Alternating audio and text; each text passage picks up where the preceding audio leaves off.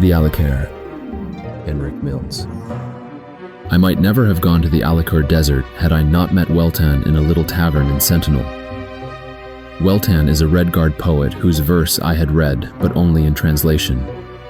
He chooses to write in the old language of the Redguards, not in Tamrielic. I once asked him why.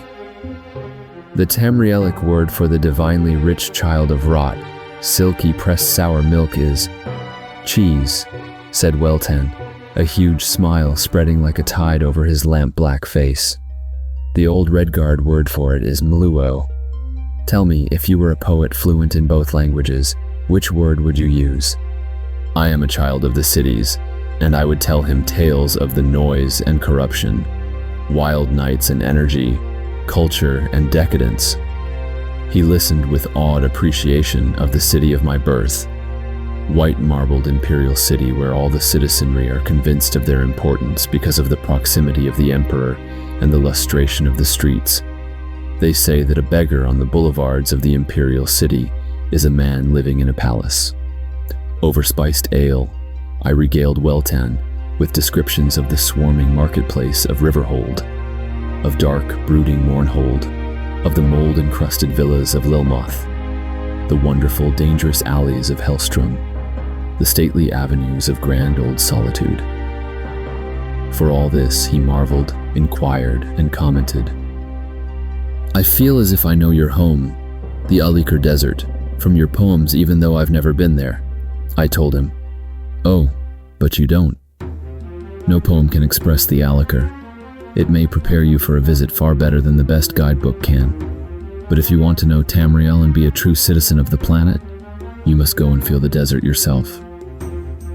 It took me a little over a year to break off engagements, save money, my greatest challenge, and leave the urban life for the Alik'r Desert.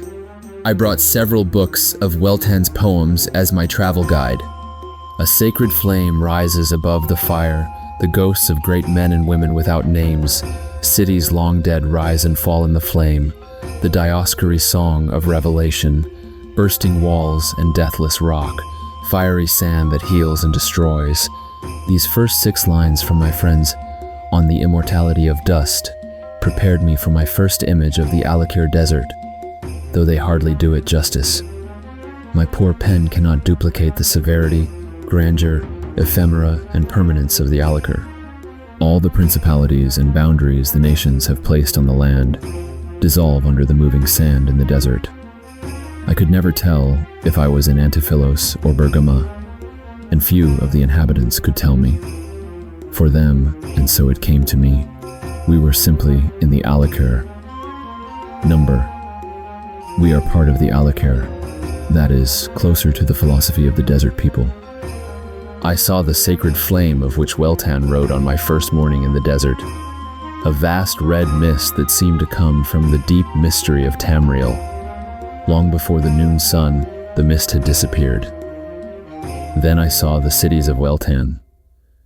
The ruins of the Alik'r rise from the sand by one blast of the unbounded wind and are covered by the next. Nothing in the desert lasts, but nothing dies forever. At daylight, I hid myself in tents and thought about the central character of the Redguards that would cause them to adopt this savage, eternal land. They are warriors by nature. As a group, there are none better. Nothing for them has worth unless they have struggled for it. No one fought them for the desert, but the Alik'r is a great foe. The battle goes on. It is a war without rancor, a holy war in the sense the phrase should always imply. By night, I could contemplate the land itself in its relative serenity. But the serenity was superficial. The stones themselves burned with a heat and a light that comes not from the sun, nor the moon's Joan and Jode. The power of the stones comes from the beat of the heart of Tamriel itself. 2 years I spent in the Alik'r. As write this, I am back in Sentinel.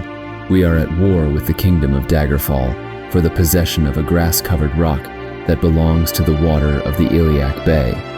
All my fellow poets, writers, and artists are despondent for the greed and pride that brought these people into battle. It is a low point, a tragedy. In the words of old Redguard, an AJCea, a spiral down. Yet I cannot be sorrowful. In the years I spent in the glories of the Alik'r, I have seen the eternal stones that live on while men go dead. I have found my inner eye in the trackless, formless, changeless, and changeable land. Inspiration and hope, like the stones of the desert, are eternal though men be not.